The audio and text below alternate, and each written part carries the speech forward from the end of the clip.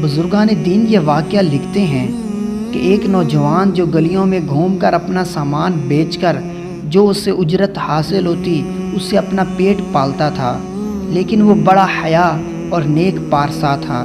ایک مرتبہ وہ سامان کی ٹوکری لے کر گلیوں میں سامان بیچ ہی رہا تھا کہ ایک گھر سے آواز آئی۔ وہ ایک عورت کی آواز تھی۔ اس نے کہا کہ اے شخص، تیرے پاس جو سامان ہے وہ ہم لینا چاہتے ہیں۔ وہ شخص اس عورت کے پاس آیا اور کہنے لگا آپ نے کیا لینا ہے؟ اس نے کہا کہ ہماری ملکہ گھر کے اندر ہیں، وہ آپ کو بلا رہی ہیں۔ وہ شخص چاہتے نہ چاہتے اس گھر میں داخل ہوا۔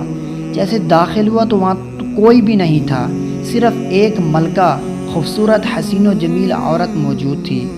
اس نے جیسے اس نوجوان شخص کو دیکھا اور اس کے دل میں غلط خیالات آئے، اس نے باتوں ہی باتوں میں اس نوجوان کو دعوت گناہ دی۔ نوجوان نے اس کو اللہ کا خوف دلایا اور کہا کہ کچھ خدا کا خوف کرو، یہ میں نہیں کر سکتا۔ تو وہ عورت کہنے لگی اگر تم ایسا نہیں کرو گے تو پھر میں پورے محلے میں تمہیں بدنام کرا دوں گی اور میں یہ اعلان کروں گی کہ یہ شخص مجھ سے زبردستی بدکاری کرنا چاہتا تھا۔ جب اس شخص کے پاس اس گناہ سے نکلنے کا کوئی راستہ نہ ملا، اس نے اور عورت سے کہا کہ مجھے اپنے چھت کی اوپر والی منزل کے اوپر جانے کی اجازت دے دو۔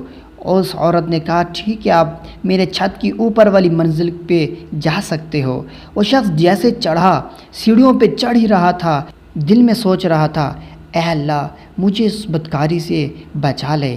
پھر وہ جیسے چھت پہ چڑھ گیا تو چھت پہ چڑھنے کے بعد گھر کے دوسرے حصے کی جانب گلی کی طرف انہیں چھلانگ لگائی۔ حالانکہ مکان بہت اونچا تھا، نیچے آنے کے خوف سے اس نے یہ نہیں سوچا کہ میری ہڈی ٹوٹ جائے گی یا میں مر جاؤں گا۔ اس گناہ سے بچنے کے لیے اس نے چھلانگ لگا دی۔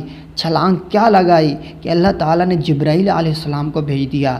زمین پر آنے سے پہلے ہی حضرت جبرائیل علیہ السلام نے اس کو پکڑ لیا اور آہستہ سے زمین پر اتار دیا۔ وہ شخص وہیں سے بھاگا اور اپنی گھر کی طرف چل دیا۔